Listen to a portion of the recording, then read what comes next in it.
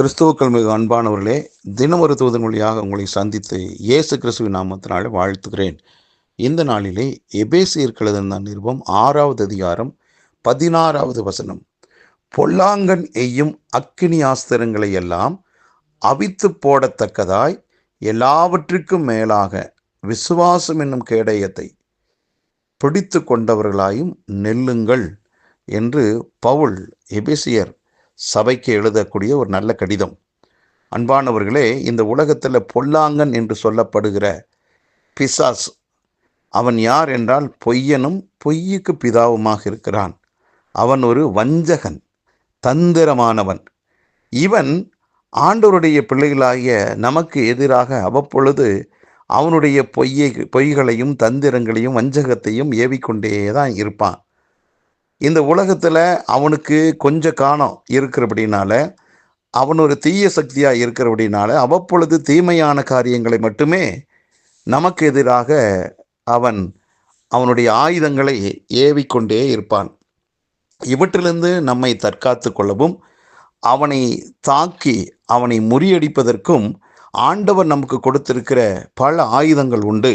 ஆண்டவராகிய இயேசு கிறிஸ்துவின் நாமம், அவருடைய பெயரே ஒரு பெரிய ஆயுதம்தான். அவர் கொடுத்திருக்கிற வார்த்தை அது ஒரு ஆயுதம்தான். நாம் ஜெபம் பண்ணுவது, துதிப்பது, ஆராதிப்பது, இப்படி எல்லாமே ஒரு ஆயுதமாகவே தான் நமக்கு கொடுக்கப்பட்டிருக்கிறது. அதே போல விசுவாசத்தையும் கூட இந்த இடத்துல பவுல் சொல்லுகிறார், கேடகமாக நாம் பயன்படுத்த வேண்டும் என்று. அந்த கேடயத்தை நாம் பயன்படுத்த நாம் பாதுகாக்கப்படுகிறோம்.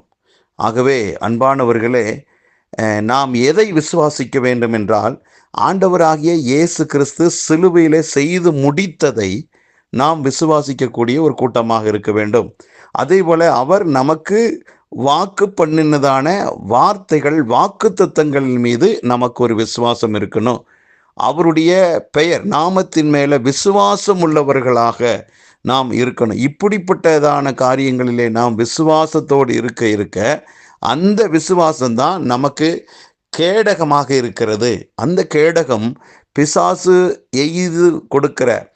எய்கிற எல்லா விதமான பொய்களும் தந்திரங்களும் அதற்கு முன்பாக தோற்று போகும். ஆகவே நாம் விழித்து கொண்டவர்களாக இருக்கணும். அப்படின்னா அதிகமாக அவர் நமக்கு கற்றுக் கொடுத்த வார்த்தைகளின் மீது நாம் தியானம் உள்ளவர்களாய், நினைவுள்ளவர்களாய், யோசிப்பவர்களாக இருந்தால் எளிதாக பிசாசை நாம் வெற்றி காண முடியும். அன்பானவர்களே, நாம் யாவருமே வெற்றிக்கான ஒரு வித்தாகத்தான் நம்மளை கர்த்தர் இந்த பூமியில் வச்சிருக்கிறார். நாம் தோல்வி அடையக்கூடியவர்களாக தேவன் முன் குறிக்கவே இல்லை. ஆம், நாம் எல்லாரும் வெற்றி பெற்றே ஆகணும் என்பது தேவனுடைய சித்தம். அன்பானவர்களே, நாம் வெற்றி பெற வேண்டும் என்றால் வெற்றியின் ரகசியம் ஆண்டவருடைய வார்த்தையில் தான் இருக்குது. ஆகவே அவர் கொடுத்த வேதத்தை அனுதினமும் வாசிப்போம், தியானிப்போம். அந்த வசனத்தின் மேல உறுதியாக இருந்தால் பிசாசு கொண்டு வருகிற பொய்களை எளிதாக அடையாளம் கண்டு நாம் ஜெயிக்க முடியும். அன்பானவர்களே, வேதத்தை வாசிப்போம், தியானிப்போம், வெற்றி மேல் வெற்றி அடைவோம். பிசாசினுடைய தந்திரங்களை, சூழ்ச்சிகளை கர்த்தருடைய வார்த்தையை வைத்து நாம் அடையாளம் கண்டு வெற்றி அடையலாம். ஜெபிக்கலாமா? நல்ல பிதாவே, இந்த நல்ல நாளிலே எங்களுக்கு நீர் கொடுத்த நல்ல வார்த்தைக்காக நன்றி. பிசாசானவன் பொய்யனாய் இருக்கிறான்.